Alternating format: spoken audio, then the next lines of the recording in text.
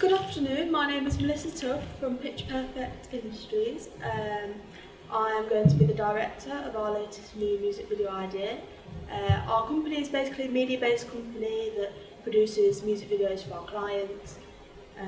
Our music video is going to be the song the Passion Pit song, Take a Walk. Good afternoon, my name is Shelby Wells and I am post-production editor for the post for Picture Perfect Studios, and I'll be editing on this project that we'll be doing.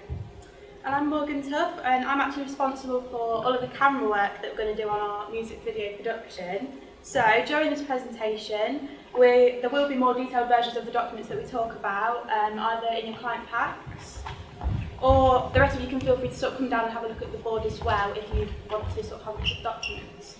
So without further ado, let's begin. So our song choice is by Passion Pit, Take a Walk, as Melissa said. It's sort of like an electronic, sort of like rock sort of vibe to the actual song. And it's also by French Kiss Record Studios, and they're quite like a not well-known record label, they're quite an indie sort of record label, which is sort of the vibe that they also have, the band does themselves. And because they're more indie pop sort of thing, not a lot of people will have heard them, so by doing this music video, it will help give them more recognition as a band, so it will help them gain more popularity. And the sort of like target audience that we'll be looking at because of the song probably might be about ages of 16 to years up. It's because indie's quite in with a lot of teenagers and things like that, more of the older end of the teenage sort of years at the minute. So the main idea that we're going for is basically we just want to show loads of different people. We're just going to film them walking, maybe from different camera angles, different views, different transitions that we're going to use. We're going to use all these to spice it up a little bit because our target audience is going to be 16 and up. We're scared they'll get quite bored, so we want to make sure we use as many techniques as possible in our music video. We want it to be quite a happy atmosphere, so we're going to use locations and things like that to enhance this concept of a happy, positive vibe. We want it to be quite easy to follow, as it's going to be quite a quick-paced, edited video. So this means that we're not going to have a solid narrative, but it could be up to the audience's interpretation of it.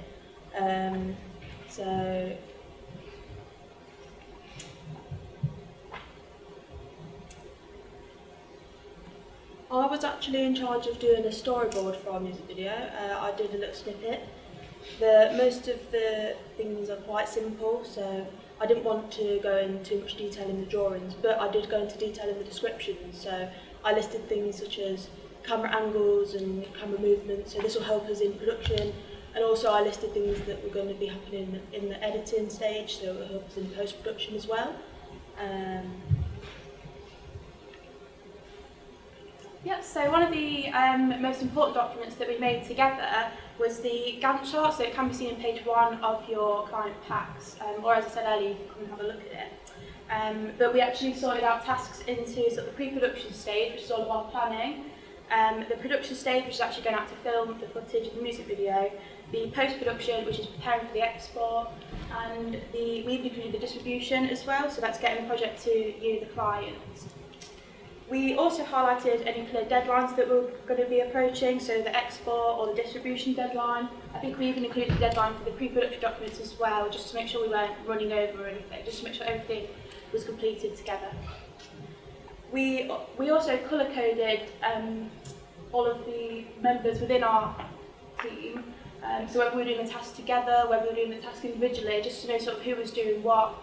And we also included colour coding for holidays, approaching, or even deadlines. So that gave us sort of a clear idea of who was doing the task and any reserved holidays or contingency that we'd given ourselves.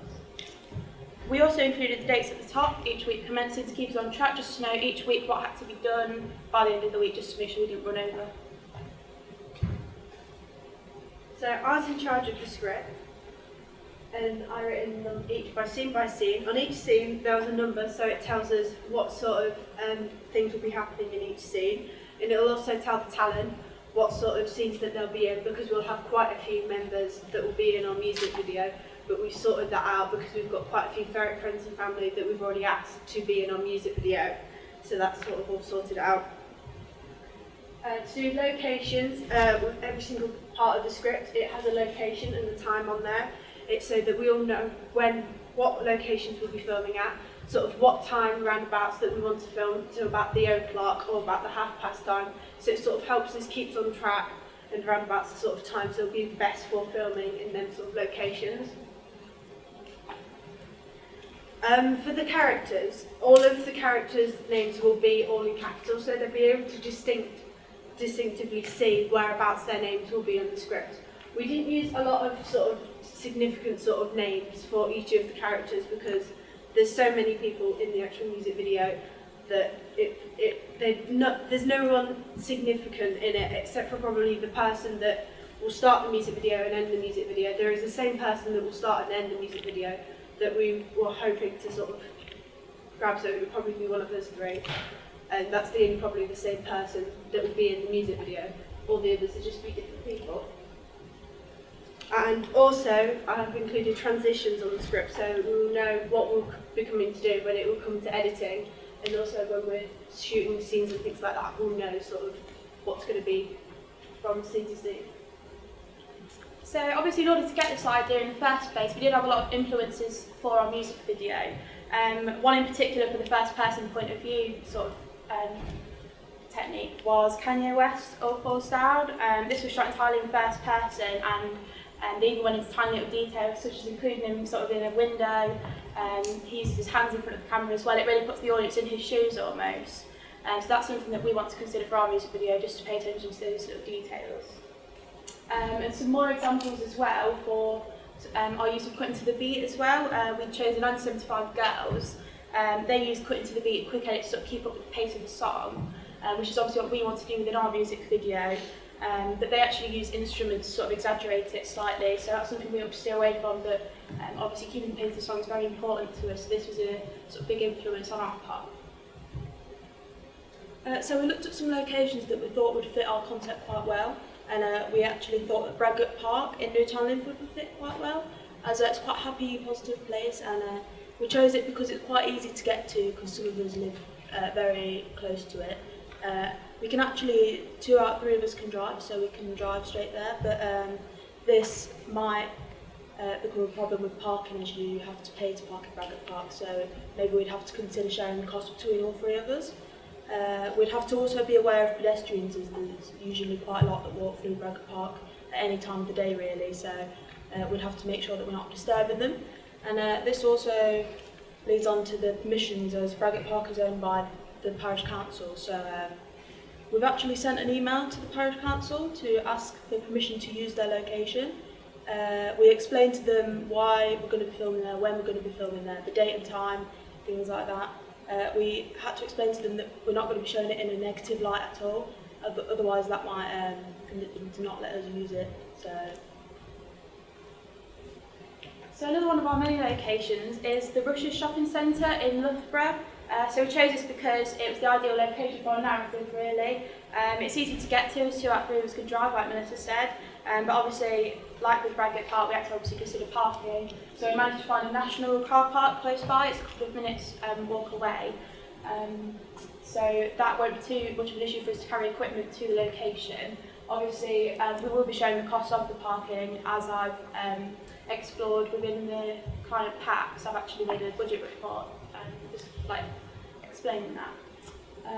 But obviously, because it is the town centre, it's always busy. So we plan to actually finish filming within the same day, just to cause as little disturbances as possible. But like what Melissa explained as well, we obviously will need permission to use this location.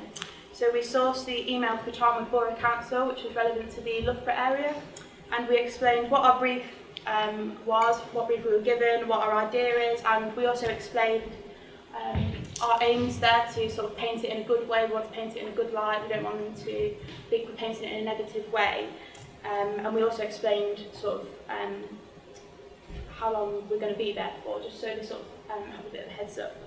So all of this is obviously done to inform all the locations that we're going to be using to know about our presence on the days and to just cause as little disruption as possible. Really, that was our main aim. Will we work together as a team? Because if we don't, then it's just going to fail. The whole project is. Well, we have done an advert before in the before previous all together, and we did that on the 8th of June in 2016. We all worked well together, and it was to do with the female fragrance. And also for when we did sort of like our minute films, they were all separate projects, but we all did help each other with editing and filming and things like that. So we all do get along together and have good communication skills with all three of us. And to sum everything up, using our documents, we'll try to keep to them as close as we can, like the Gantt chart and the script and the storyboard, so you know at the end what we will be making at the end of sort of our project, because you wouldn't want us to make something completely different to what we've said. And also, we'll use the storyboard to help sort of like visualise what we actually want to do. The script will help, but the storyboard will help a little bit more because it'll have drawings on there, so it'll be easier to visualise. And also with these documents, it sort of demonstrates that we are prepared to do this, and we're very organised, and it also could put a little bit more faith in you and us, and you'll trust us a bit more because you know what we're doing step by step. Yeah, so thank you for listening. Do you have any questions?